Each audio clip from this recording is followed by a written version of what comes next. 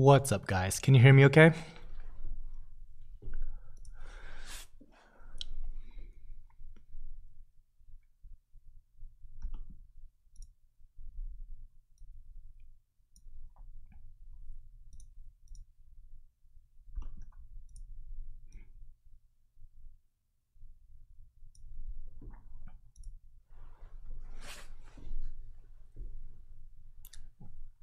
Good. It sounds like you guys are getting the notifications this time. Yeah, that didn't take long for my voice to break.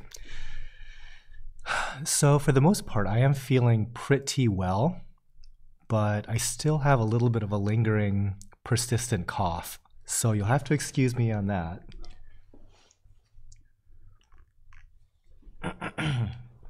Sounds great. Just in time for my rapidly deteriorating voice to go downhill over the next hour and a half. But no, things are much better. Like, I don't remember the last time I was that sick, to be perfectly honest. I usually don't get sick. It's usually a once every 5-year thing for me. But yeah, flu epidemic, all that travel, all the jet lag, like the huge temperature swing that my body went through, that pretty much doomed any chance that I was not gonna get sick. And then, yeah, usually I don't stay sick that long either. And whatever I had this time, I might have gotten like a secondary infection afterwards. So struggling a little bit through that. But for the most part, I am all better, except I have this little bit of this persistent cough remaining. So hopefully my voice will manage to stick around this whole show.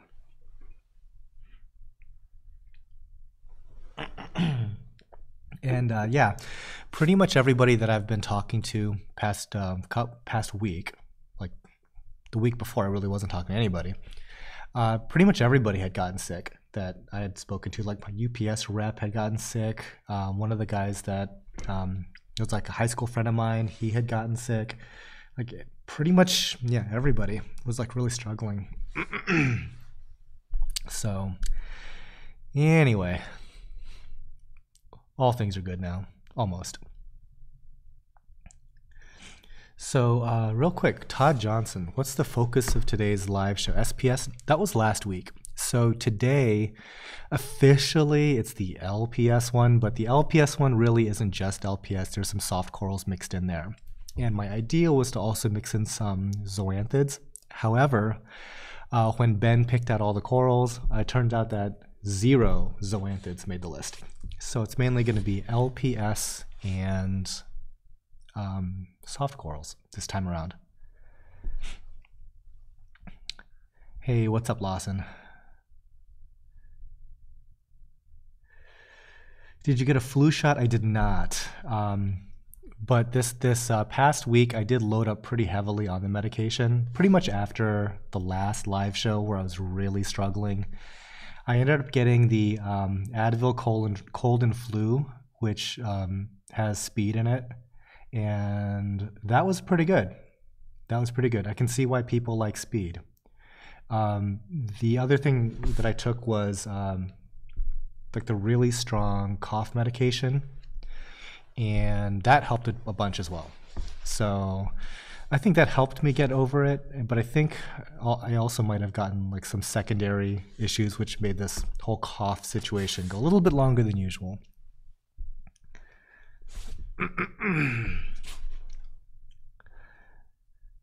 Yeah, you still sound under the weather. It's just, like I said, it's just that little bit of a cough remaining. For all intents and purposes, I'm all better.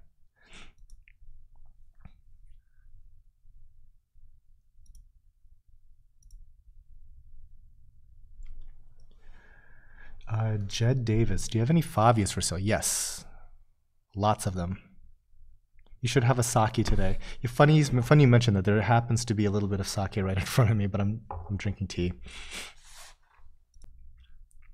All right. So this should be going on to item number 1, hopefully. And we have the face camera again. Yeah, like last week, there's no way that I'd be in front of a camera. Like none, 0 chance of that. Yeah, ATF, coughs can last 4 to 6 weeks. So usually when I have like a persistent cough, it lasts a really long time to the point where I'm like wondering like, am I stuck with this forever? Because I think that the longest I've ever had like a persistent cough was like 2 months. It was absolutely nuts. But hopefully, I was actually hoping that the cough thing would be completely done by right now, but not so much. I mean, like I said, it's not bad, not bad. And yes, this is like the first day where I would actually be comfortable on camera. Like every other time, I was just like some zombie mess. Be current. My first live sale. Welcome. Is there a free shipping dollar amount? Yes, it's $250. So, and also like we encourage people to place multiple orders just to make sure that they get the item. You can read all about all the little the rules as well as the tips and tricks on the Tidal Gardens website on the live sale page. But long story short, to actually get the item, you have to check out with it. So oftentimes people that are participating in the live show the sales part of it, they'll place like 10 different orders just because they wanted to get that item rather than just waiting for the very end where they might have missed out on it. So just each time select local pickup / live sale just so you're not charged multiple instances of shipping. And at the very end, if you end up with over $250, it's free shipping.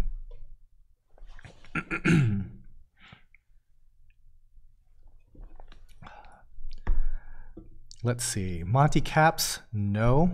That's SPS. Chalices, yes. Passalapora, no. Acans, yes.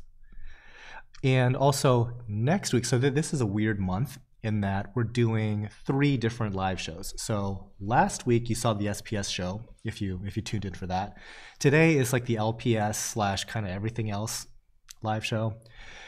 And then next week we're going to be doing like the everything live show. So the everything live show will have some of the SPS, it'll have the ZOAs, it'll have the LPS, and the soft stuff. And usually we do about 200 corals for that one.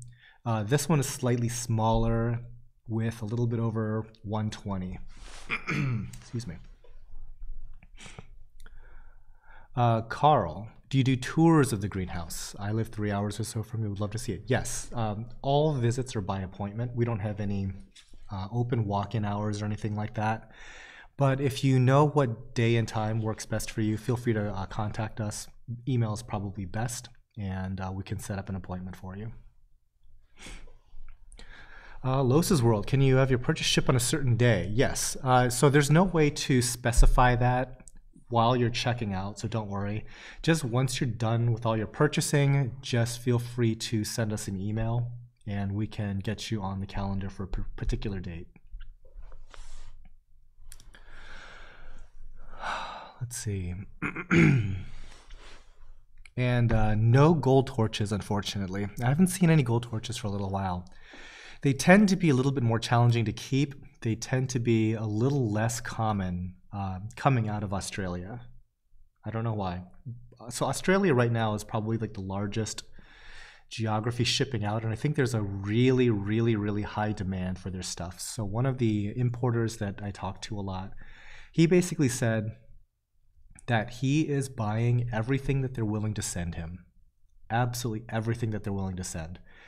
And they're so like up against their shipping quota as far as how much they're allowed to send and how much weight they're allowed to send, that a lot of people are getting squeezed out as far as their supply of corals.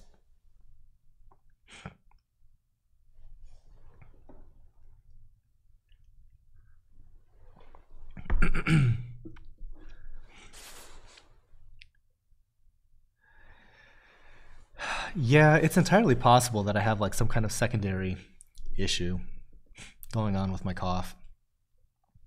So normally I'm one of those people that like never takes any kind of medication. So this past week was one of the rare times where I'm like, yeah, give me the drugs. I've never used an inhaler though. That is one thing I haven't tried. Yeah, Nick Walters. Yeah, welcome and greetings to the UK. Unfortunately, we only ship to the US.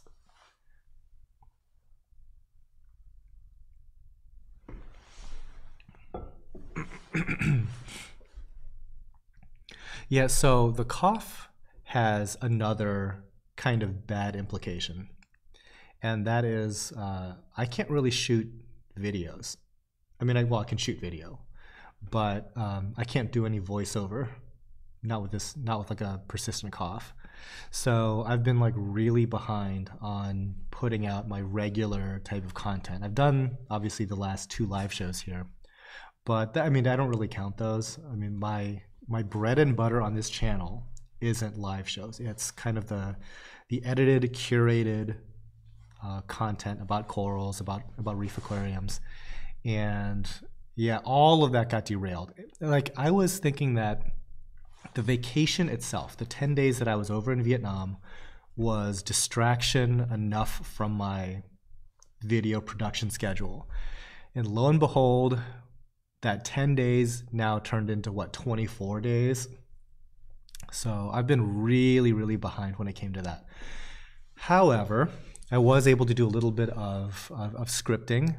And once you see like Lawson here in chat, once he and I can finally get together and I can get some more of the footage that I shot over in Vietnam, I can do a little bit of a travel video about Vietnam, because there was some underwater footage that might be pretty cool to see, just to give you guys an idea of what the reefs look like there.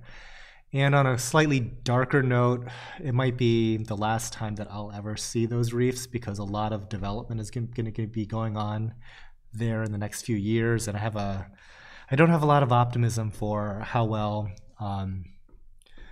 big development goes.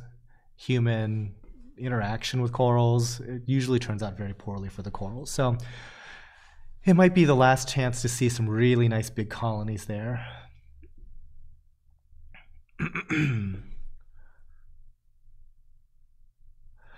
Secret jellyfish keeper. Hey fan, not an LPS question, but my finger leather became black on the inside, and it figured as a bacterial infection, but after 2 iodine dips, one was normal dose, the second was stronger.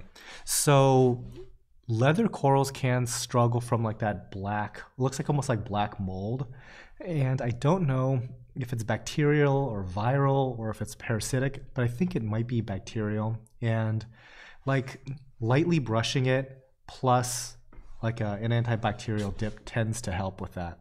And if it gets really bad, you can probably try to propagate the coral and save the cuttings. Renee, welcome from Germany and Slovenia. It's always interesting to see where everybody's from.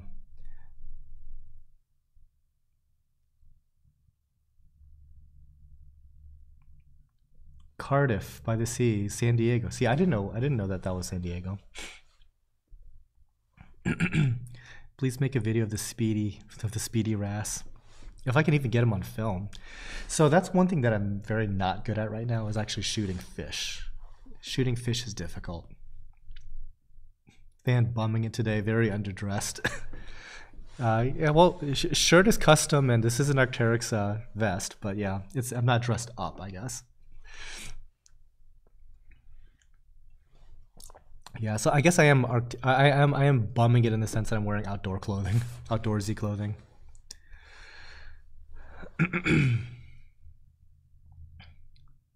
Best conditions for Blastomussa merletti. So Blastomussa in general, I find does really well in low flow, low light, and the low light is probably the most important part of it. They don't do very well when they're overexposed. And I think you can definitely give them too much flow, which does 2 things. One, I think it kind of stresses them and it kind of keeps them shrunk and possibly like, you know, almost pulling away from their flesh in some cases. But it also makes it more difficult for them to catch food. And I tend to notice a lot of benefits to feeding Blastomussa.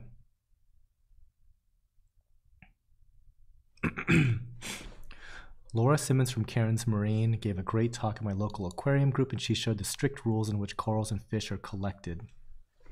Yeah, and Australia tends to be one of the more stringent geographies as far as that goes. I think that like Indo and Vietnam, it's a little bit more wild, wild west, but well, obviously Indo's shut down, and Vietnam is still a thing. But I know a lot of suppliers stateside don't deal with Vietnam.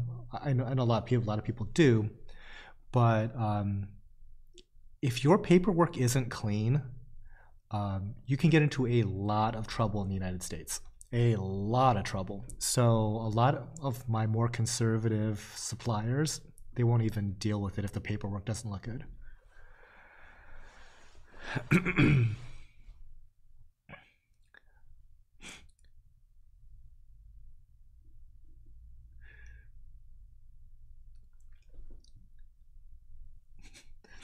Yeah, underdressed. Well, I'm not wearing a suit, so there's that. And I'm wearing down pants, so it's kind of similar to this down comforter material. I discovered these down pants from Patagonia, and they're basically sweatpants, but they're like super advanced outdoorsy sweatpants. So I can wear them in like 60-degree weather, and I can wear them in minus 20-degree weather, and it feels pretty much the same. It's like wearing a sleeping bag. Like a down sleeping bag, and it's so comfortable. Not very stylish, but whatever. After the last 2 weeks I've had, I'm all about the comfort. Reef Keeper, how much lighting and flow do you recommend for Pectinia? They're a little bit less picky when it comes to that. I typically would look for par ranges for lighting in the range of about 50 to 100. I mean, nothing too crazy. You're not going to really benefit a whole lot from giving them more light. You're probably not going to lose a lot giving them less than 50 par, but I think most people's aquariums these days are above 50 par, so it's not that big of a deal. As far as flow, I tend to go low to medium on that. You can feed them, so if you kind of go out of your way to spot feed, I mean, you want to even be able to shut off the flow entirely to spot feed. Are there corals that come into the hobby from the Caribbean? Yes, but not no stony corals. So the entire Caribbean is basically a national park, and so there's no CITES availability for any stony corals. No scleractinia. A lot of the stuff that you see from the Caribbean are going to be soft corals and mushrooms. So stuff like Riccordia. There are some types of Discosoma that are unique to that region. What else comes from there? There's some zoas, I think. I mean, they're not like fantastic, but then again, there's not a lot of fantastic zoas available in the industry right now that's not captive grown, because most of the really good stuff came from Indonesia.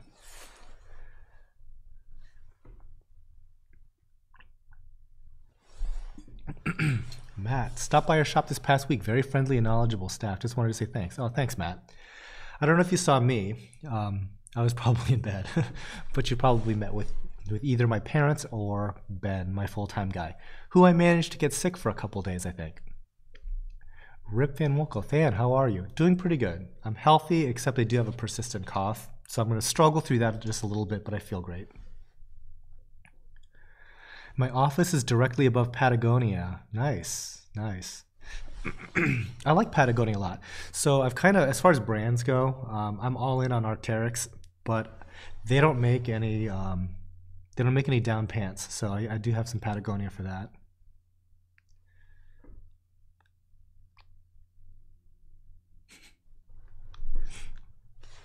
Oh yes, taxes. So technically, I got all my tax paperwork over to my accountant. So hopefully, I'll get some money back, and I'll probably put it towards something extremely boring in this building.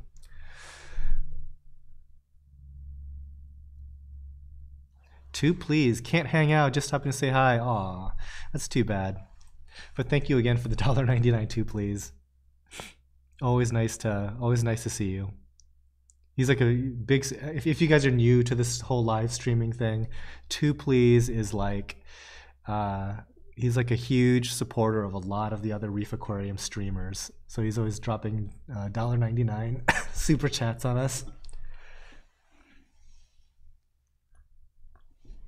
Yeah, cyanoches. Yeah, that's true. Rock anemones. How could I forget? Those are also available in the Caribbean.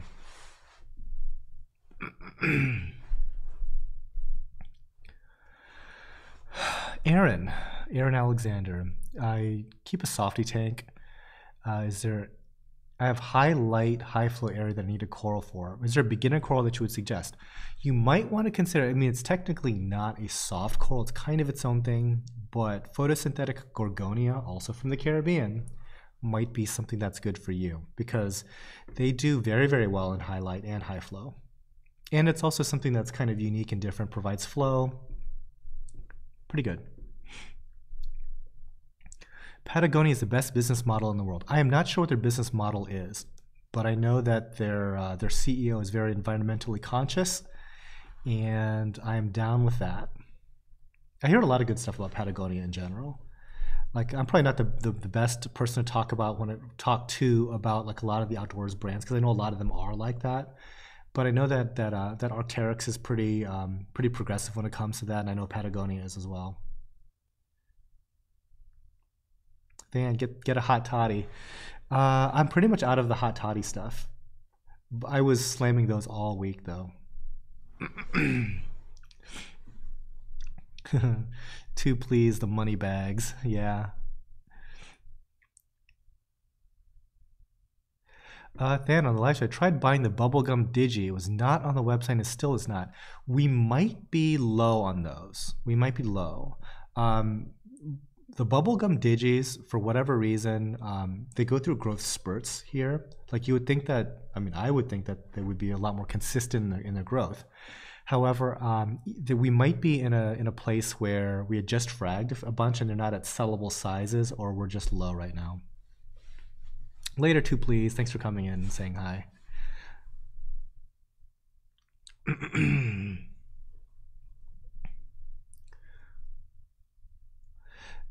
Than, I have a few coupons from my aquarium box. After $250, which corals of the SPS LPS coupon corals are still qualified as free coral? I'll talk to Ben about that. I'm not actually sure, but you know what? If you go ahead and just spend like the $250 and whatever, just send us an email that you want to use one of those coupons, and we'll find you something that you didn't already pick up. How's that?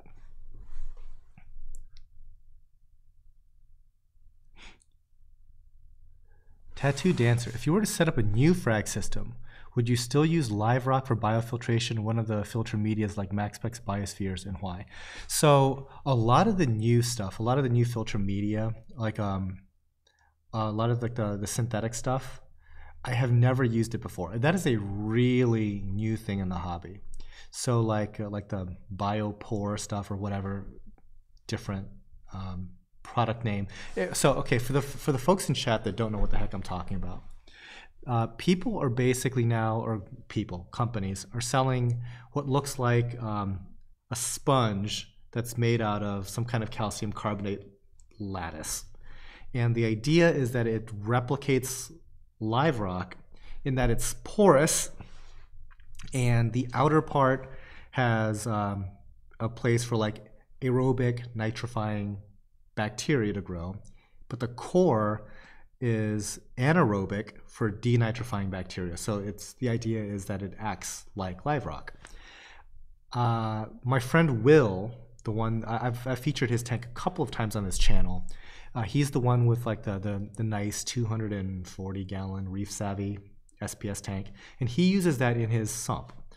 And I don't know if Rico does. Actually, I haven't seen Rico's tank in person in a really long time, since I helped move it probably. But he might use it as well, but I've never used it personally. Like theoretically, it should work just fine. Now, what would I use? I tend to like to use the live rock and everything in the aquarium itself. And generally speaking, my sumps are as empty as possible, but my sumps don't really count because they're really different than most people's home aquariums. What I would do is I would use live rock as much as possible in the aquarium, and there's a lot of benefits to corals when it comes to live rock, a lot of benefits to fish. So I would kind of use that space for that.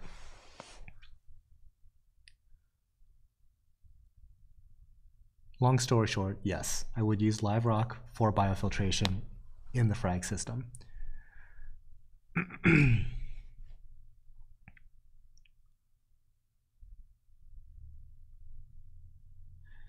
Yeah, marine blocks.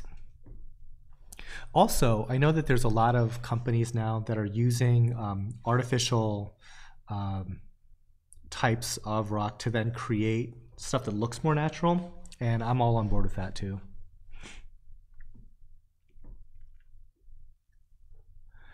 420 reefer. Is there a wait list that I can do for a bubblegum digi? You know what? Why don't you go, oh, by the way, thank you for this $5 super chat. What you can do, why don't you go ahead and send us an email, and I'll get that to Ben, and you know, we might be able to just set one aside for you, and you can just purchase it or something. I'm assuming we have one for sale, but send us an email.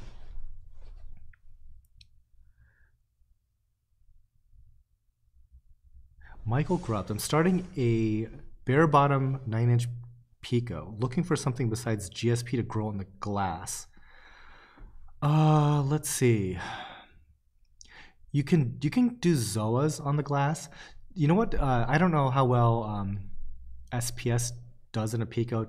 Typically, I don't do very, very small aquariums. But what's growing a lot on our glass is both Stylophora and Pocillopora that had polyp bailed out at different times. So in a couple of our tanks, we are rapidly seeing the entire surface being covered, like the entire horizontal, I'm an idiot, vertical surface being covered by those SPS, which is kind of neat to see because it not only just covers it, but then it branches out from it. And I have not seen too many people try something like that. Usually people try like a soft coral zoanthid, which is cool, but seeing like an entire like SPS backing is kind of neat too.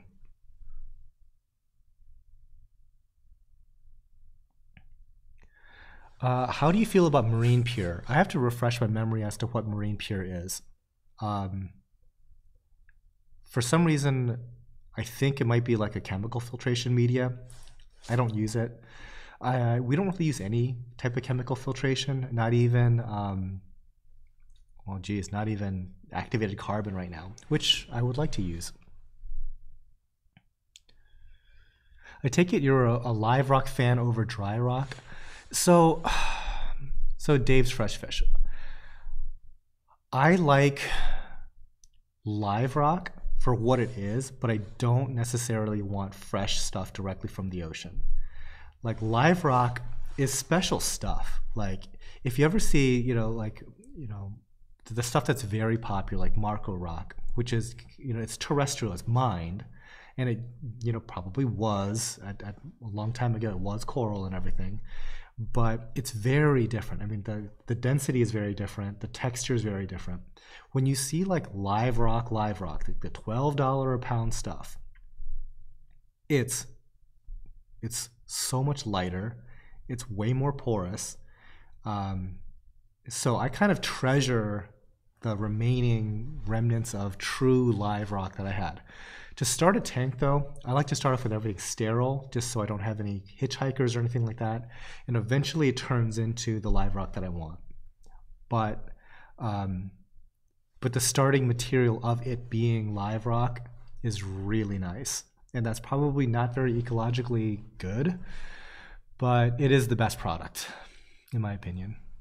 And hopefully, the artificial stuff will be both porous, much more sustainable, and maybe can be customizable into very attractive shapes and structures. So hopefully we'll go into that direction one day. Nick Horn, grow Cephastria in the glass. That's a good one too. Especially if you're able to provide the low lighting that Cephastria likes, because Cephastria is absolutely gorgeous.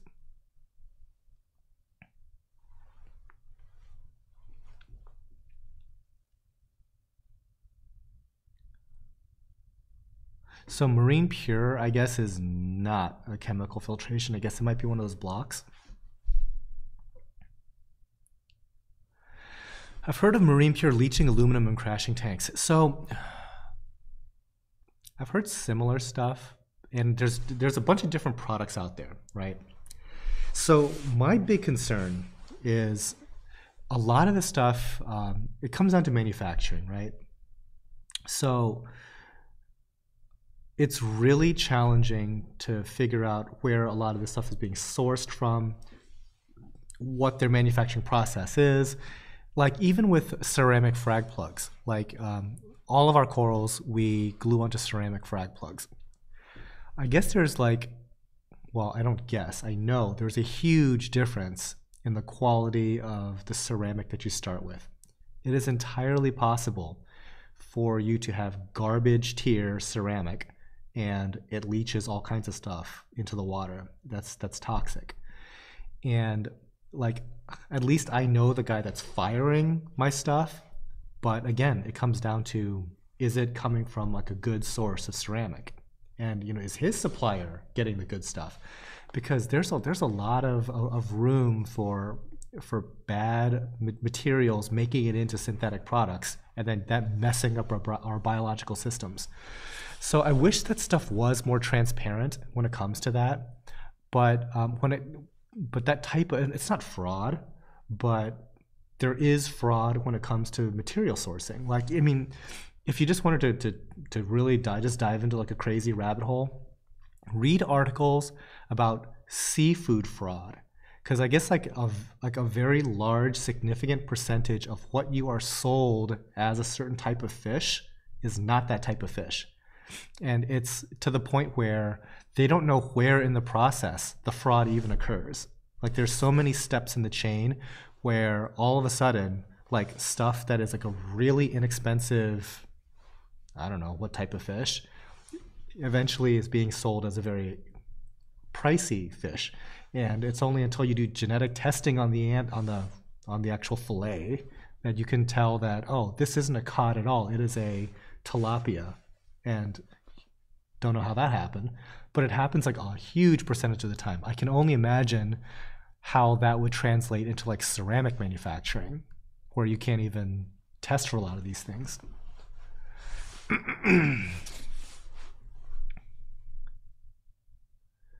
The thing about marine pure is it's made for industrial sewage treatment, not aquariums. Also makes sense, because this is probably like the smallest little outlier of a market segment. And what is good for wastewater treatment might not be the best thing for some really delicate, saltwater ecosystems that we're trying to replicate. B current, I'm in the low teens temperature-wise for Iowa. Would that be an issue for shipping? Yes. So we do take a look at both our geography and your geography, as well as potential intermediaries. So since we're shipping UPS, a lot of it goes through Kentucky, Lexington, Kentucky. Somebody in chat will probably be like, I work for UPS. It's Louisville, I think. Anyway, so we try to ship in temperatures above like 25, 30 degrees. Like below that, we've done it before. It's dicey. There's no reason to take that risk. We'll just find a date that works temperature-wise. Hex, if I were to buy some coral today, what's the longest it could be held before shipping?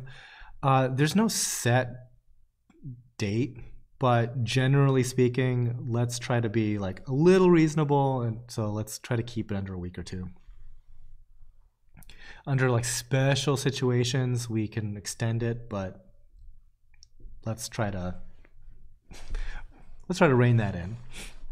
But yeah, if it's like 1 or 2 weeks, 2 weeks is kind of pushing it, but if it's like, week and a half, it's not that big of a deal.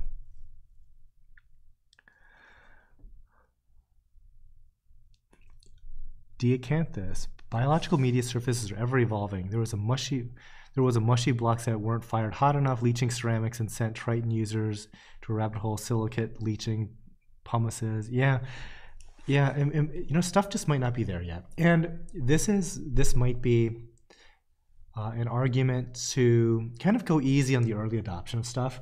I know it's very trendy, especially in the internet age where people, have Instagram and they're showing off their beautiful tailor-made sumps with all the newest gadgetry. If you saw my systems, I think you would take away two things. You probably like how the corals look, and you'd probably be blown away by how ridiculously simple and basically how few devices are really operating, how low flow we really go. I was just looking at somebody's aquarium that's like a 500-gallon aquarium on YouTube, and I think that they're running like 8 power heads in this thing in a 500-gallon tank. And you might think, well, it's a 500-gallon tank, that's really big. We have like 300-gallon aquariums with literally 1 power head. It's not much.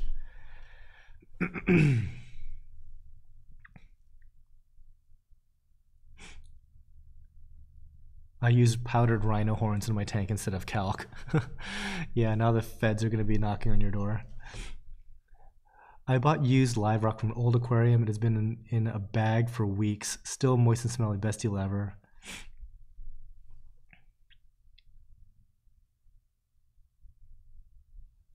Hot ashes, hello.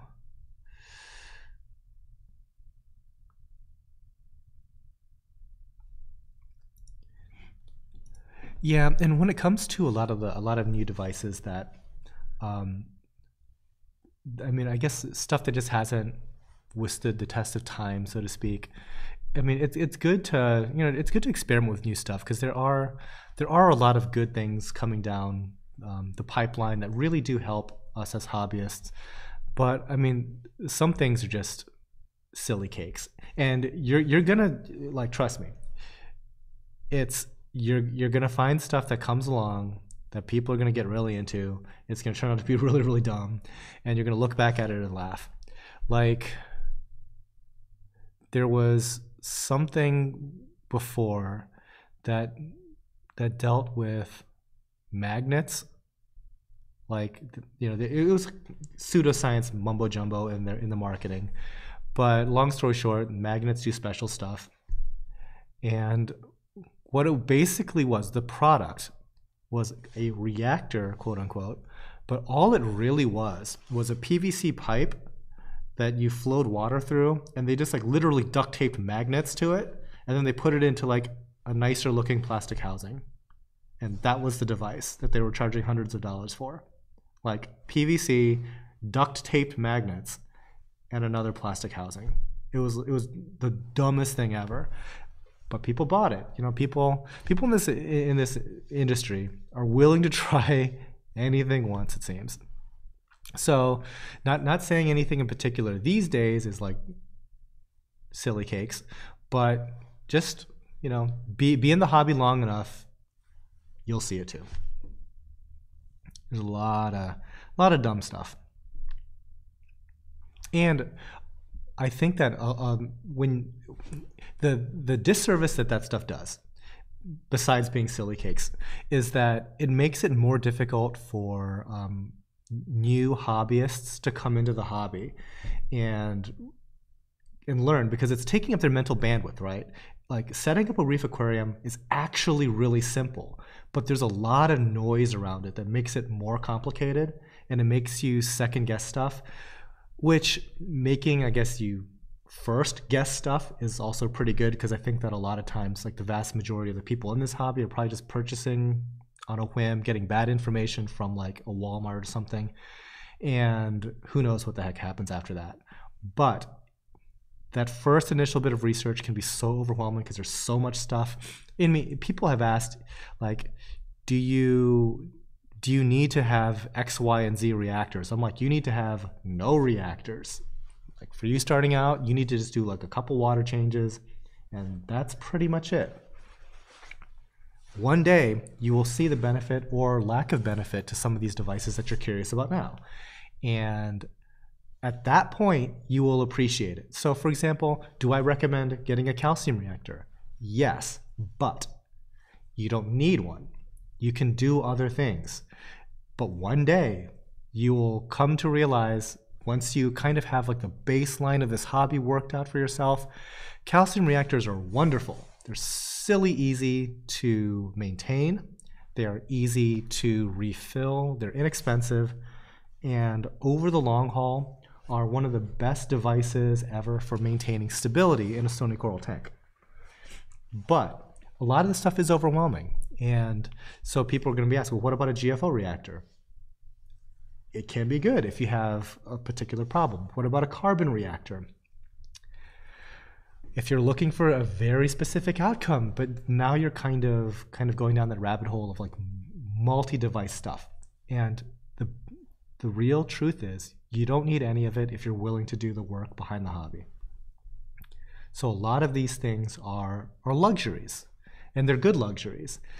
But then again, the noise aspect, right? You get into, well, do I need artificial blocks? No. Do you need live rock? It would really help. Do you need like automated rollers? Do you need dosing pumps? Like all these things kind of, get into that.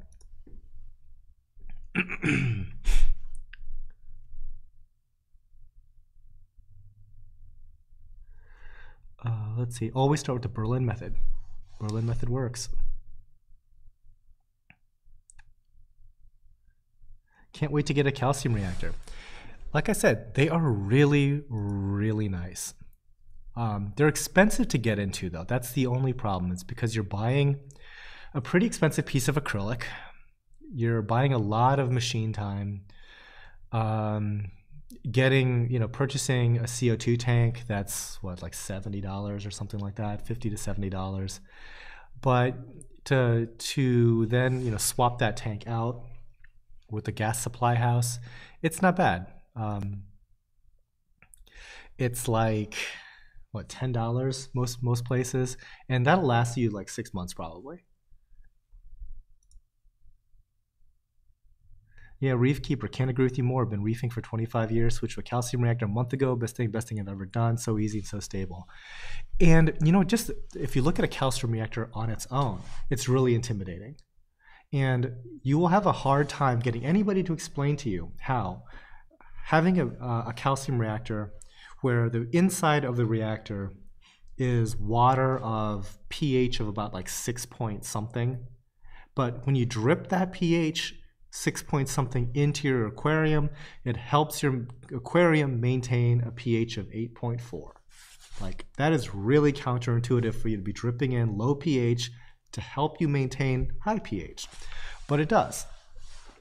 And it helps stabilize calcium, it helps stabilize alkalinity, and depending on what other media you put in, it might even be able to help stabilize magnesium.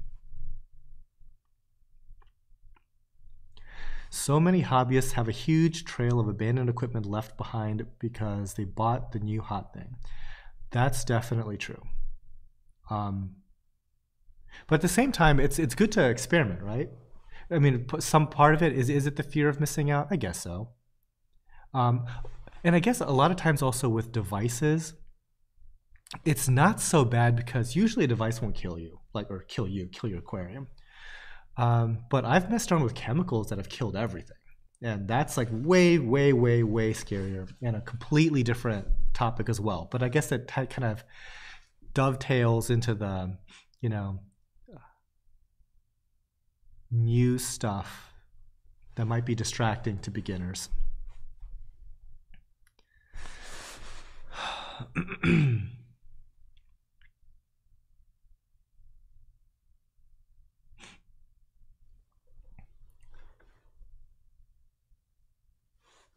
Number 43 looked like a pipe organ, not a favia. Can anyone verify? I'm going to see if I can go back on my little thing here. 43, 45, 44, 43. Ugh. Okay, that's weird. Huh. That's not right at all. So 43, it says baby's breath favia. Clearly not a favia. I wonder if that's messed up on my list or not. Sorry about that. That is blue clove. So that stuff that if you follow like Rico's aquarium thing, yeah, my bad. That's a typo on my end. It's the stuff that's covering all of the rock that was on his old tank. So it's like a soft coral. It's actually not a clove at all. It's something entirely different, but it's known in the hobby as a blue clove. Yeah, thanks for pointing that out, Saltwater Noob. 43 is definitely not Favia.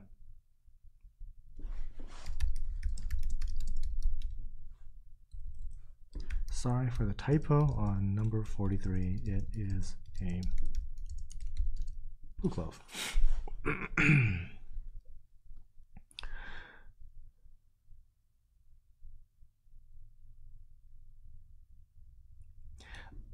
Donovan Pate. I am new to corals and will be getting away.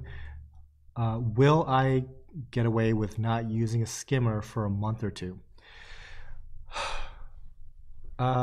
So, yeah, you'll probably be okay. You can just do like a couple additional water changes. You really should be fine. Having said that, remember when I was just talking about how like great calcium reactors are? I kind of just assumed that everybody had a protein skimmer. Protein skimmers make your life much simpler. I would not recommend any aquarium without a protein skimmer.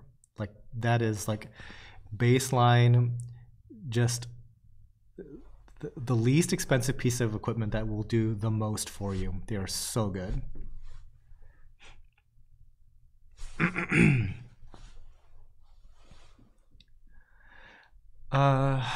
I've kind of been following this other conversation that's been going on. Now, typically, I don't usually talk a lot about fish, but sand sifting goby without sand, I kind of worry about that. And the worry for sand sifting stuff that doesn't have sand is you're already risking the fish jumping out no matter what. A lot of sand sifting stuff likes to jump. And the problem is, like, the more stress that they encounter, the more likely it is that they're going to jump. And by removing their primary staple like habitat, kind of asking for it at that point. Like we have stuff jump out all the time when we're trying to provide all the good stuff.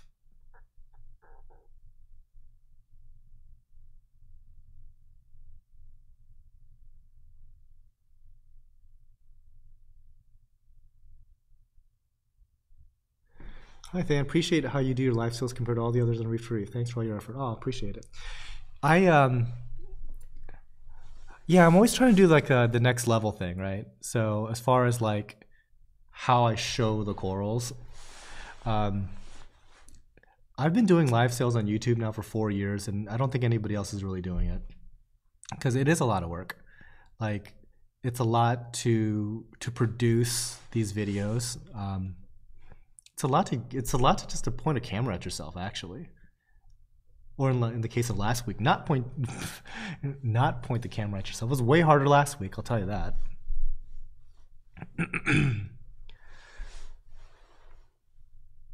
There's a closed lid, but somehow it still ended up in the sump.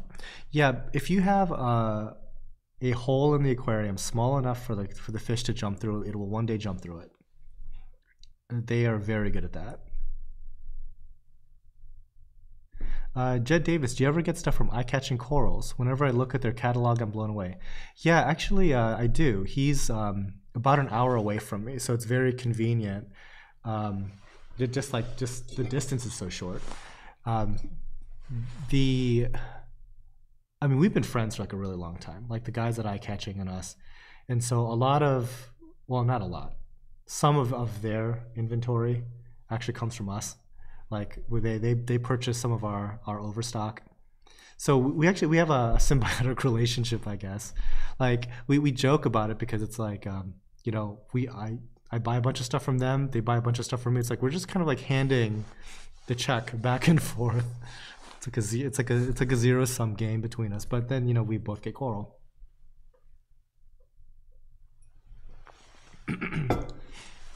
Who else misses screaming alpacas and drunk Than on these live streams? Drunk Than can still definitely happen. Screaming alpacas is going to be a lot bigger challenge since I'm further away from them. Actually, that's funny you mentioned that because I can look out my window and I can see alpacas, but you're not going to be hearing them.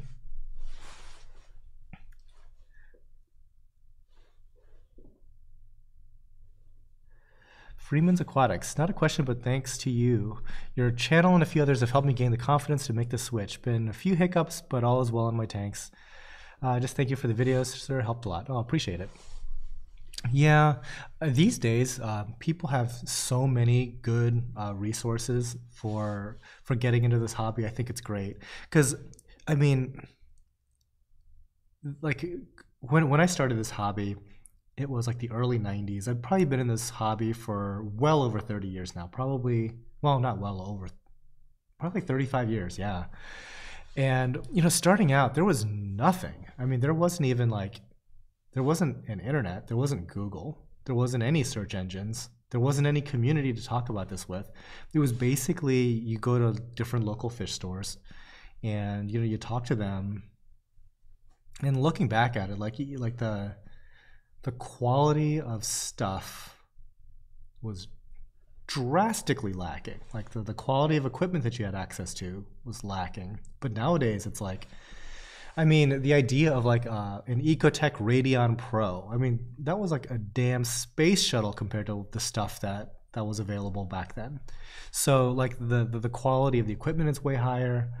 The quality, well, I should have a little caveat there. There's some things though that, you know how like they don't make them like they used to, and there's a few devices that are still in that ballpark. Like for example, Japanese-made Iwaki pumps are ridiculously good.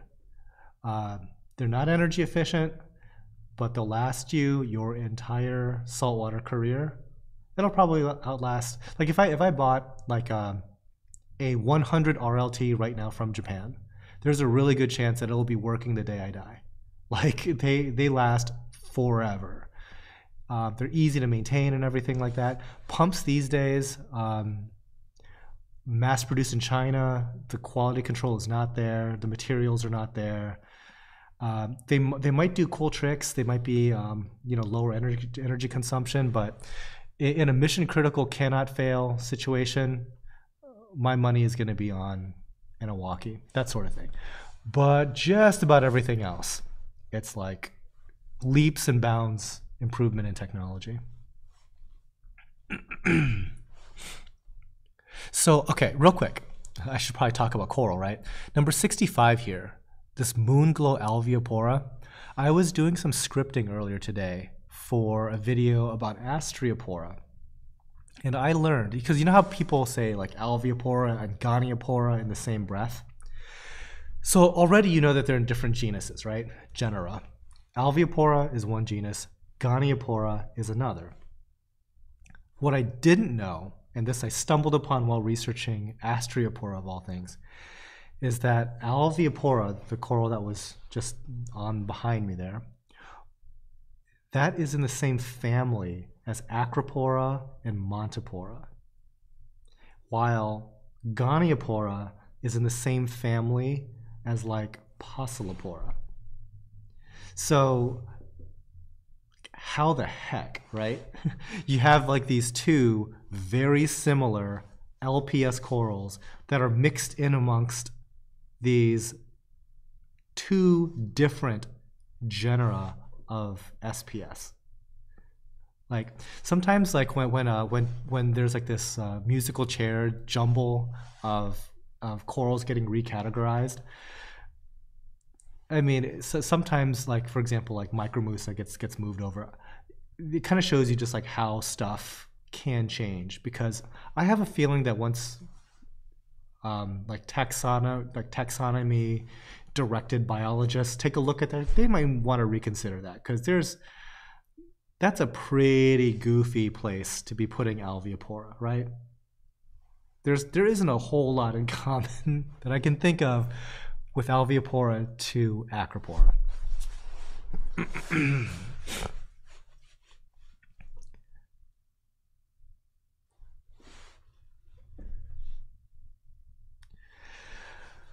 maybe you can answer the question of Reef Keeper. So Reef Keeper, what did he want? Let's see. I can't find it. Old classification, possibly? It could be. A lot of these classifications, guys, goes back to like the 1700s. But at the same time, it's still there. As an old classification, meaning that, oh, it's not up to date. It probably is up to date. It's probably just super wrong, and it just hasn't been cleared up in a long time. Like when you look at like a lot of the coral taxonomy stuff, like it goes all the way back to like Linnaeus, like 1700s.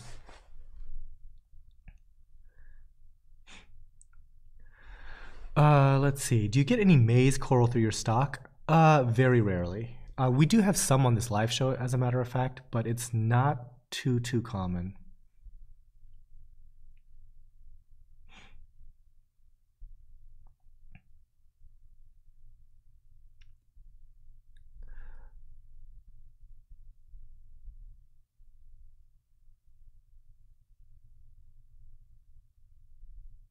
It was the question just asked above. Okay, let's see. Hot ashes.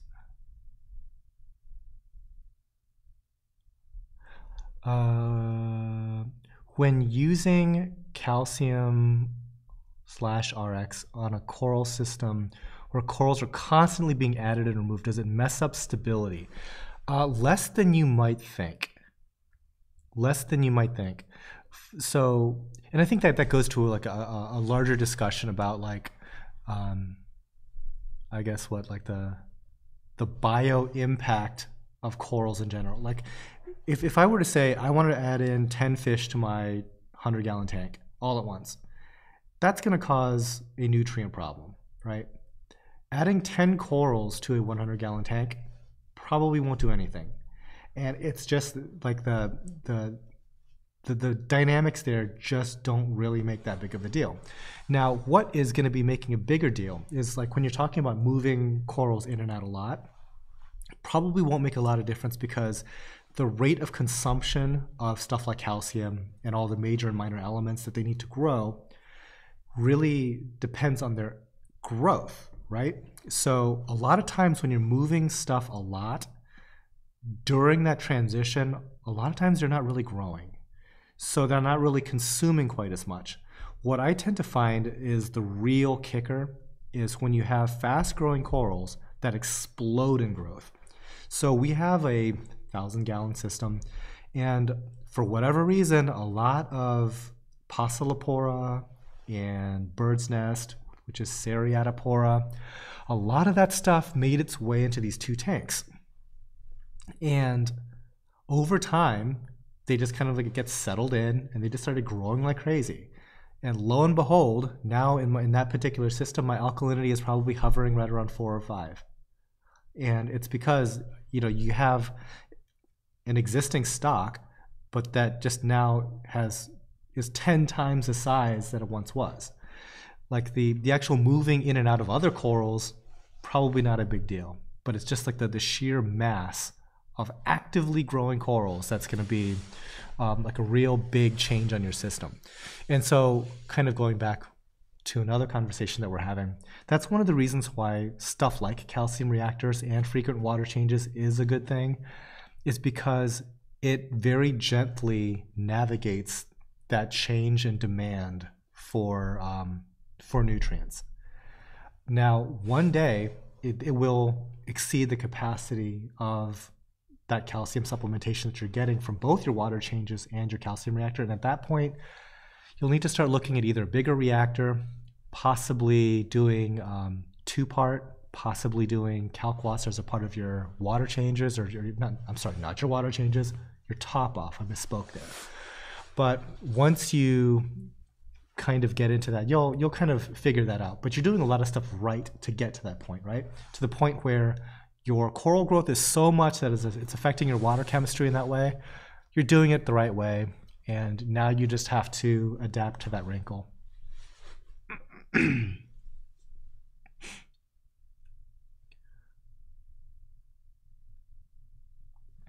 GSP is like the crabgrass of the reef tank. Will take over and kill everything. Hard to control. Beware. Funny about that. A lot of corals that are considered pests right now, you're gonna find them to be in higher and higher demand as time goes on. So stuff like Xenia. Oh, Xenia is a pest. I throw it away. I flush it down the toilet. I can't give that stuff away. So please realize that Xenia is not being imported into this country. So literally the entire trade in Xenia is captive bred right now. And over time, you can pretty much expect that to make it much higher in demand than ever before and a lot more expensive. Like right now, I have like a standing agreement with suppliers to sell them volume quantities of Xenia that I can't even keep up with. Like I can't grow Xenia fast enough to sell. And I think that green star polyps is going to be going down that same path. Like the whole shutting down of Indonesia like drastically changed the landscape of what corals are and are not available. Like, because I think as a retailer, you're always wondering, you're like, what's the next big thing? What's the next big thing? I can pretty much specify what's the next big thing just based on what you can't get anymore. You can't get good zoanthids anymore. So you can pretty much expect those to go up in value. Things like that. Oh, Diacanthus, thank you for reminding me. There's still this barbecue going on. So if you guys are looking for something to do and you're in the neck of the woods of Ohio, want to come hang out with us, we are still selling tickets for July 27th for the barbecue. Jacob Bussey, how do you order? So if you're interested in purchasing corals, you can go to tidalgardens.com/live.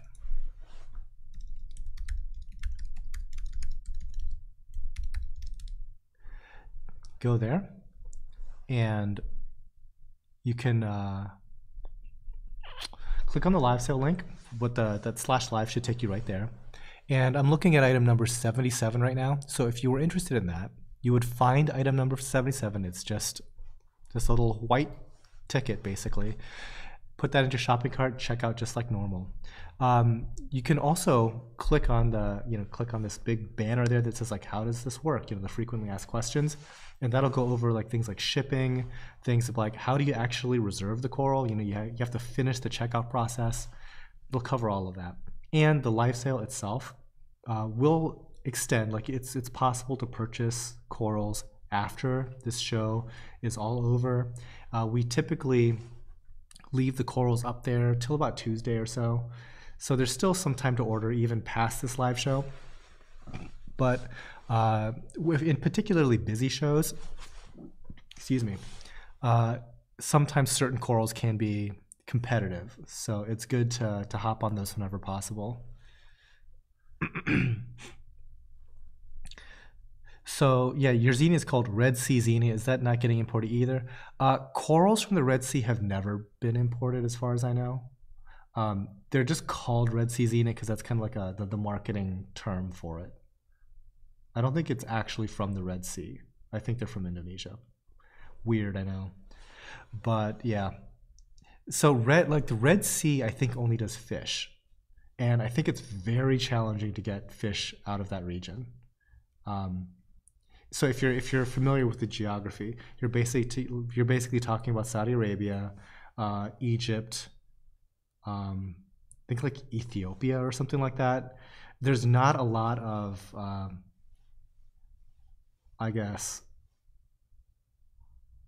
a lot of diplomatically easy places to get a coral shipment out of. So I don't even know where any Red Sea fish are coming from.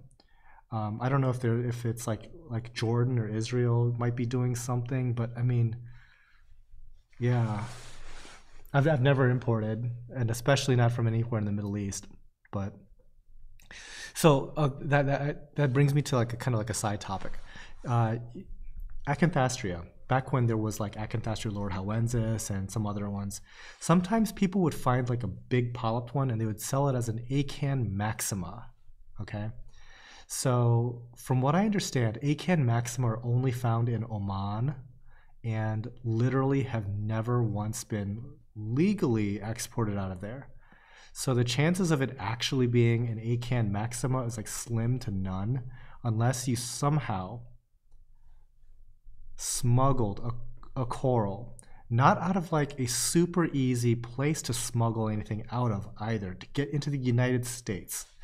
So it was probably not an ACAN maxima, just saying. Comes out of Israel. I could be. I mean, Israel barely touches the Red Sea. I mean, does it technically touch the Red Sea either? Like, I know that like the very tip of it touches, but I thought that was like the Gulf of Aqaba or something, which might be a part of the. I don't know. American here talking about geography. That's never going to go well. Which also brings me back to, I want to someday dive in the Red Sea, and I don't know where to do that out of.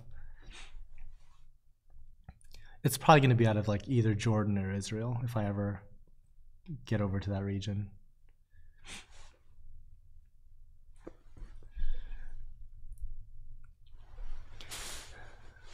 So one thing that, this is a total change of topic, but one thing that I would like to do one day is to change how I even shoot this live show. Because like right now, I like how it looks. I think it's pretty cool, in fact. So we're shooting under T5 fluorescents, which are no question like one of like the best lighting sources to do photography and videography. I've never seen LEDs represent color and flesh out spectrum quite as nicely as fluorescents do. I am really, really, really hoping, excuse me, that when I eventually get some Radeon Pros, I'm trying to work out a deal with Ecotech for this new building, and I think just for like the electrical savings alone, if I can get corals to color up and grow under Radeons, that would be like wonderful. That's job one, right? But if I'm able to get good video under Radeon Pros, one effect that I think would be really cool is at the start of the countdown timer per coral. So we have a 45-second countdown. Is to slowly change the lighting from a daylight color to an actinic color in real time in a really smooth curve. So in addition to like kind of doing the slow pan around the coral like you're seeing, you're also seeing a change in color temperature as we go. I think that'd be like a really cool effect. So not only can you see, you know, like the coral itself more or less live, and you'd also be able to see changes in color temperature per coral in real time.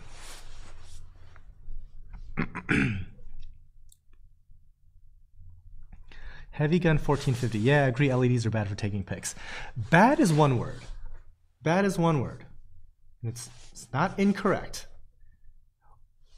The worst lighting technology ever created for photography would be another word that might describe LEDs. Could be the worst ever. However, to be fair to all my LED loving friends out there, things get better. So we're very early. We're in day one of the whole LED game, and it's made steady improvement. So hopefully one day LED technology will catch up and it'll be like clearly the best.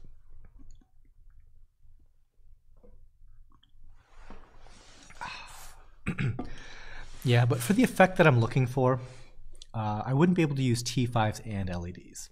I would have to kind of like, it'd kind of have to be one or the other. But it would be really cool, I think. So you'd actually see like a full actinic and a full daylight and everything in between. Excuse me.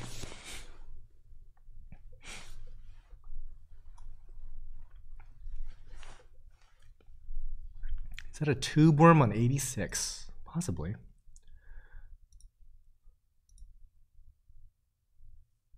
Let me see here. Yes. So whoever gets 86 is going to get into feather duster also.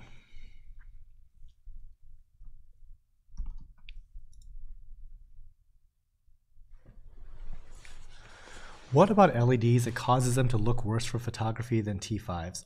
So when you look at like an actual spectrum, like a spectrographic curve of LEDs, they tend to be very narrow peaks.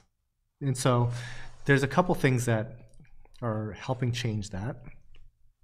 Partly they're developing new LEDs that are a little bit broader spectrum. And the other thing is they are creating fixtures with a number of different colored LEDs, so it kind of blends better. So what tends to happen is that what looks good to your eye does not translate to what looks good to a camera sensor. And you can really easily see that when you take like an iPhone and just point it at an aquarium that's lit by LEDs, especially one that's very blue heavy, it'll look like complete garbage because the actual light information that's getting back to that camera sensor, it's not a lot of depth to that color. It's really just garbage blue, and it's going to look like big glops of garbage blue. And that goes to like a lot of different things. You even see like garbage blue blobs show up when there should be no garbage blue blobs. It's like a lot of different lighting artifacts that mess with cameras. And so, like I said, LEDs are getting better. The best LED I've seen for photography was actually a daylight colored one that was made custom by Kyocera, which is a Japanese like ceramics and electronics company. They had partnered up with like this local fish store in Tokyo, and they showed me like this prototype. And I'll be darned if that wasn't the best like light I've ever seen as far as like what showed up on a phone. I mean, it looked perfect. But, you know, it's a limited run. Those things are extremely expensive because it's all manufactured in Japan. You're not getting like that nice Chinese discount, right? And it was only daylight. You couldn't change the color temperature. So, yeah, I mean, it's entirely possible that things do get better.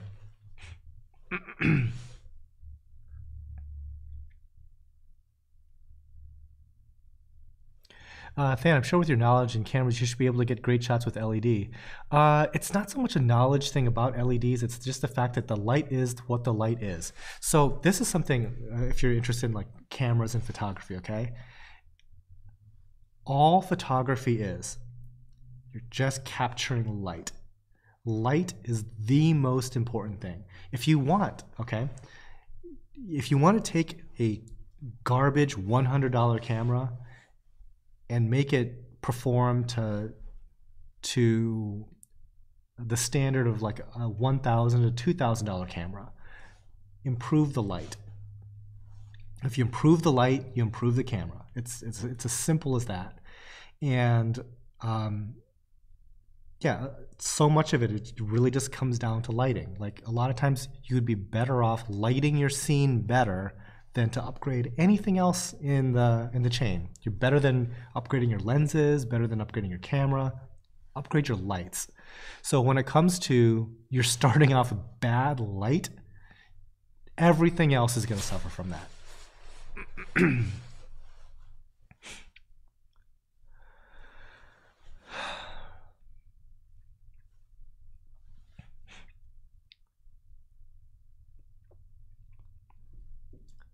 I've had a bunch of vermetids. They don't hurt anything, luckily. Vermetid snails can.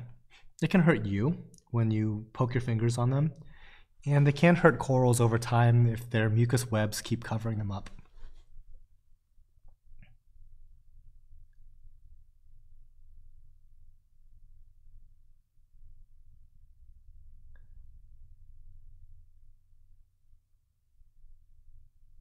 I'm trying to like follow a conversation here about cell phones.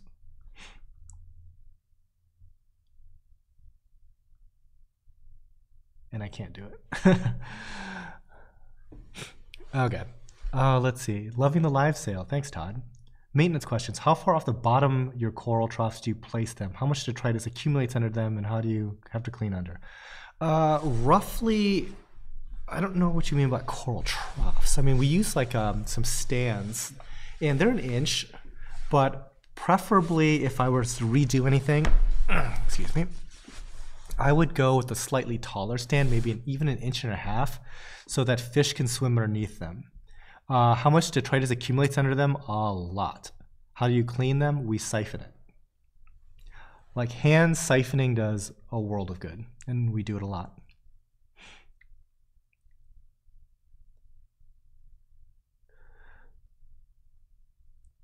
Yes, Hot Ashes just said same thing, like mines.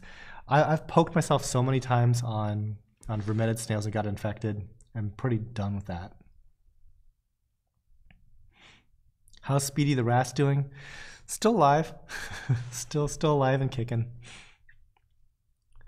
What do you think about using light diffusing paper? I've made a diffusion panel on, and I think it visually helps less with the dance of the helps visually. It's less of a dance with the spectrum, but I don't have a par tool yet. Okay, so with diffusion is good for a couple of different reasons, but I don't think it helps the spectrum at all. What I think it does help with is a lot of LED fixtures that have a whole bunch of like point light sources tends to get like a very harsh spotlight like effect on the corals. The worst case is where you have like an acropora, top side is lit, the flesh there is alive. As soon as that shadow starts to form, it is instantly dead. It's like I said, a very harsh light.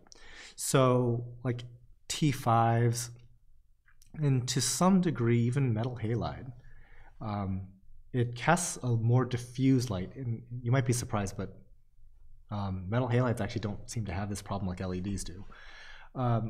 And by having it more diffused, you get like different scattering angles, and so you get like more coverage of the coral. You don't get that harsh shadow line dead. Some of the newer fixtures, I know that Ecotech Radion Pros, they spent a lot of time working with diffusion. And diffusion is, I think, a good thing. And like also like certain lights, you can actually see like the separation of colors. So like if you have a blue LED and a white LED and a red LED, you can actually see the lines of glitter. Some of them are like blue, some of them are red, some of them are green. Like it's that distracting. Some people might like that effect. I don't think it's good for the animals, just for the reason why I stated. Brian, hey Than, sorry I missed a lot. Working on my truck. Gotta do what you gotta do, right? Luckily, everything can be seen on repeat.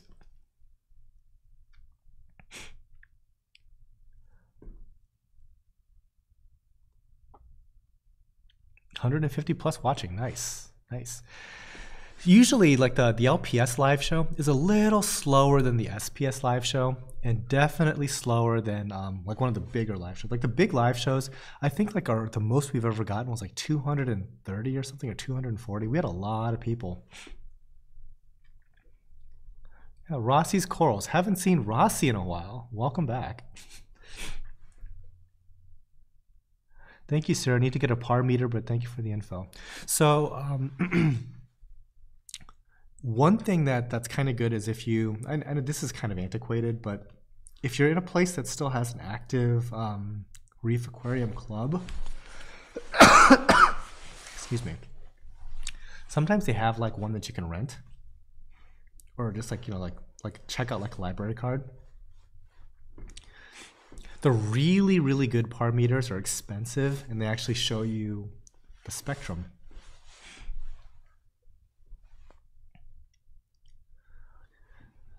So Todd is asking, how far above the water do you run your lights? I like to run them higher because these days, lights are so powerful that you don't need them to be close. You can cook the heck out of your corals with a new lighting fixture. So there's something called the inverse square law, where I'm going to get the math wrong on this, so don't jump all over me. But basically, the further away you are, the drop off in light intensity is not linear. It's like exponential. So moving it from like 1 foot away to 2 feet away to 3 feet away is not just like, oh, it's 3 times dimmer once you get here. It's not. It's like 30 times dimmer or something like that as you go up. Now, it's okay because, like I said, you can turn up your lights to compensate for that difference pretty easily. Now, the reason why I like to raise them up higher is you get a bigger spread, you're covering more area, but also you are allowing for more diffusion to happen. So if you have 2 different lighting fixtures, you might actually get some overlap and things like that. That's kind of what I'm looking for. I don't know if that's a second or third benefit, but the third benefit would be less likely for water to splash up and hit your lights. Like right now, we're running a lot of T5 fixtures, probably a foot off the water, and it's getting a lot of splatter, and some of them are kind of getting damaged.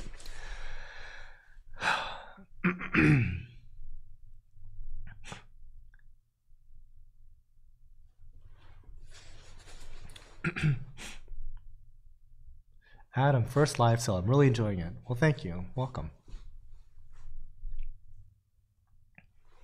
Medinar 2012. I'm a newbie and this is but great information. New to this, but great information. Glad you're getting something from it and enjoying hanging out with us. Team Red, just watching from South Africa. Nice, nice. Getting the international crowd.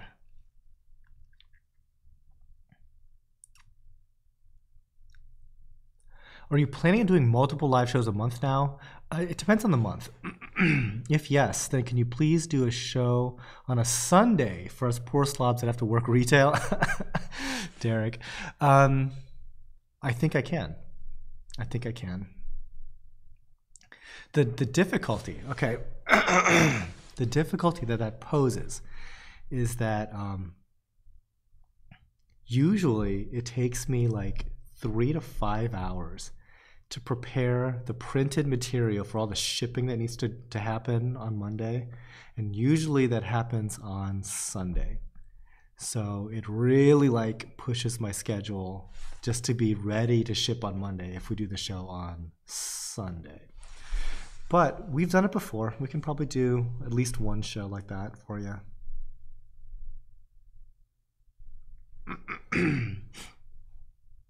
Fishy, just restarted my phone. I feel like my messages aren't sending. Seems to work okay here.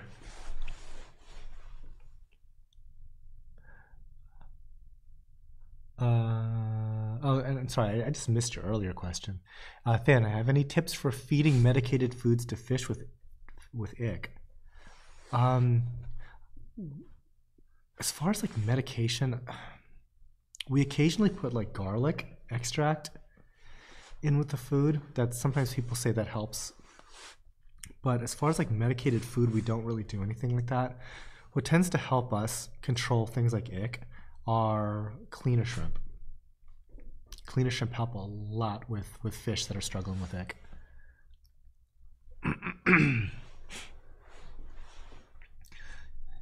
You newbies, check out Thanos' other videos. Plus Rico's Aquariums, Dave's Nanos, Murphy's Aquatics. There's a lot of people that can help you out now on YouTube. Dan, should we send any extra Xenia we may have? I just had to clear out a lot of my Xenia from back class. It's difficult to ship Xenia, but believe me, if anybody wants to donate Xenia, I'm your guy. Like, seriously. I can take infinite Xenia my way.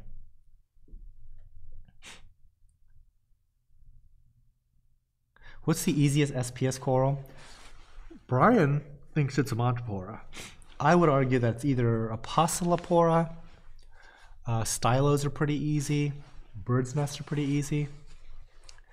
Reef dudes, hey man, happy Saturday. What is up? Welcome. Adam, how do you feel about UV sterilizers? Okay. I actually like them, but I don't use them. Part of the reason is I'm looking at a very expensive electric bill, and I try to cut out as much as I can that's not needed. and I don't think that they're needed, but I have a feeling that they do good stuff in a reef. The only time where I really needed them was we actually had like this algae bloom in one of our tanks that was so bad you couldn't see 2 inches into the tank. 2 inches into the tank. It was like pea soup. And I ran this UV sterilizer, and in 24 hours it was gone. Michael Grubbs, he'll snap his fingers and half my coral disappears. No, but half your bank will. I'm trying to make your bank account disappear, guys. How is SNEC coral care? So those Icerius snake polyps, they're really easy, but they don't really look like anything during the day. Where they really shine is at night, because they extend, and then they have like a polyp that looks like a Tabastria polyp, if you're familiar with that. So usually people don't get to see them for how cool they are. Me included. I'm not around at night. Rossi's corals. Some really cool corals here. Thank you. Almost done. I think 121 is the last one. Then I can go nurse this cough.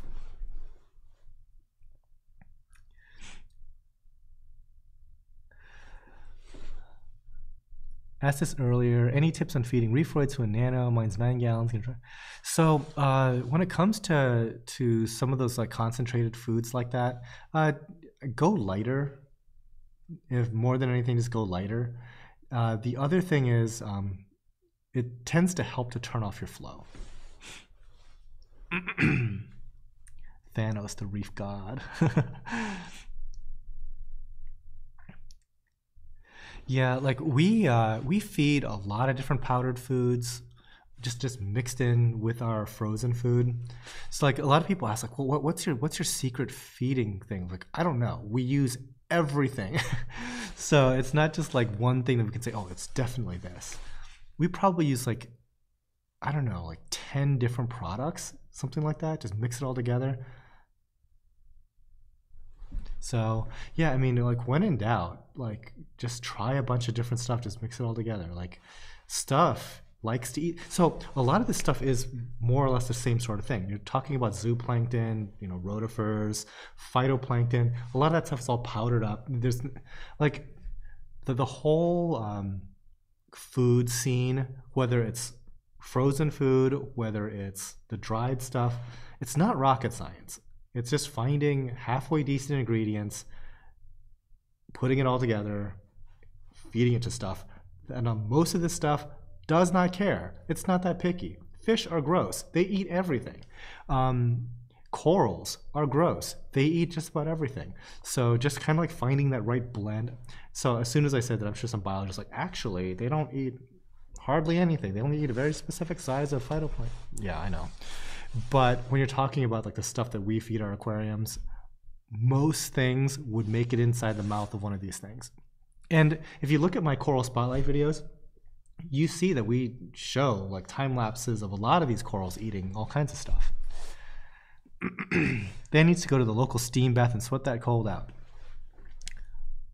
I appreciate it. I feel great. I feel great. It's just this cough. And sometimes these persistent cough. By the way, this is the best I've sounded in 2 weeks, so I'm feeling great. That's a good point, Awoken just made there. If you overfeed, you'll get an algae outbreak. Yes, and that should take precedent over feeding, because all the benefits of feeding go away in a hurry if you have an algae outbreak. Like you're hoping for faster coral growth, well, you're not going to get any coral growth because now it has to fight off algae. Oh, you're hoping for good color, too bad. Now your whole tank is full of hair algae. So no. Start with a little bit, go from there. Hot Ashes, what fish are best to keep in coral flat to help keep coral clean of algae and potential, I'm gonna guess, pests? Okay, so the best fish is also not great for another reason, but the best fish for helping control algae is a fox face. Unfortunately, some fox faces can get nibbly with corals, like mine. It's still worth it. It's still worth it to control macroalgae issues. Pests, you're talking damsels and wrasses now, and there's a lot to choose from when it comes to that.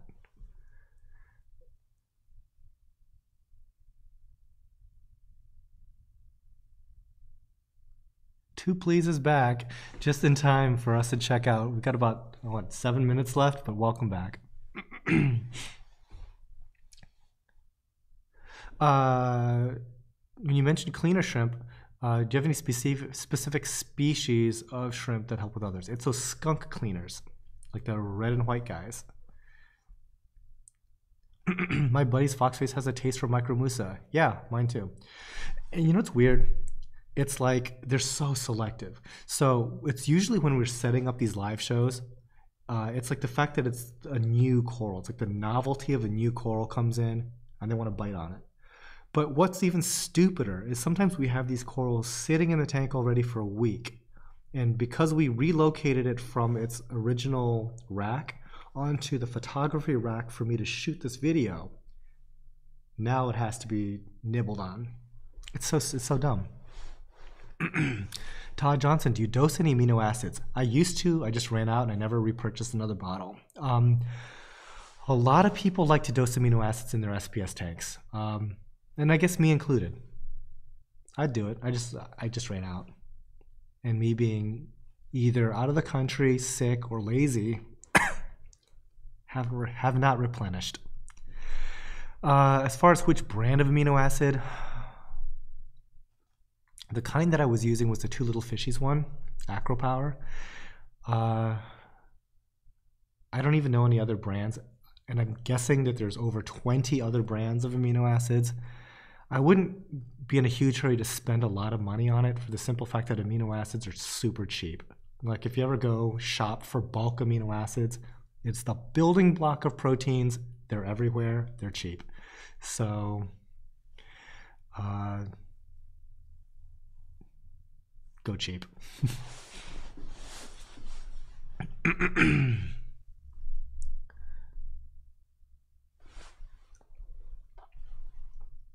Fishy's out of here. Well, thank you for joining us. Thanks for the good questions. And believe it or not, Fishy, most of us are going to be out of here because this show's almost over. Thanks everybody for attending, dealing with my persistent cough. I know it's not super fun to hear somebody do that all the time, but I appreciate you hanging out. Let's see, anything new? Hopefully, once I'm over this cough, I can start to voice over some videos and get some content out to you guys. Thanks for all the Patreon donors. Thanks for the super chats. So Two Please, thank you again for that. 420 Reefer, thank you. Yeah, got a lot of stuff planned. I've been behind, you know, this whole illness thing. It's no fun. Got some new stuff going on at the building here. Not a ton of stuff, but we're gonna be due for an update probably sometime next month. Probably some cooler updates. And actually, we're coming really close to April when we're going to be getting our aquarium, so that's going to be a bit of an adventure. Thanks again, Two Please. 199. I just learned about amino acids in my science class. Yeah, it's the building blocks of protein, guys. Peace out, Dan. I emailed about the bubblegum digi waiting list. Yeah, we'll see. If you've placed an order that's going to be going out this week, we can probably get you. I think we have one. I'd be surprised if we didn't have like one that we could send you. But Ben will probably get back in touch with you and we'll set something up. All right, guys. Last coral coming up. We're finishing off with a couple of lobophilia brains. Get that Patreon going, Dan. Yeah, so we're going to be doing some like a rollout of some gift giving for the Patreon crowd. This past time, we gave away some T-shirts for Tidal Gardens. By the way, if you're curious about like all the products that are coming up, if you go to the YouTube channel You can actually see some Tidal Gardens related merch. I guess we unlocked a new tier of products, so we can do like the all over printed t-shirts and all over printed hoodies. So once I'm not like deathly ill, once we're not completely ridiculously busy with stuff, I want to get together with Ben and come up with some like cool designs that people will like. Because there's some cool designs for all over hoodies that I can imagine people would really be into and stuff like that. So hopefully we can get on that. If you guys have any suggestions on like really cool t-shirt designs and whatnot, throw them our way. Just send them in as an email. If we really like it, we'll send you one if we make it. So anyway, guys, we're done because we've gone all the way back to number 51. So again, take care. Thanks very much for joining, and I will see you guys next week for the big live show.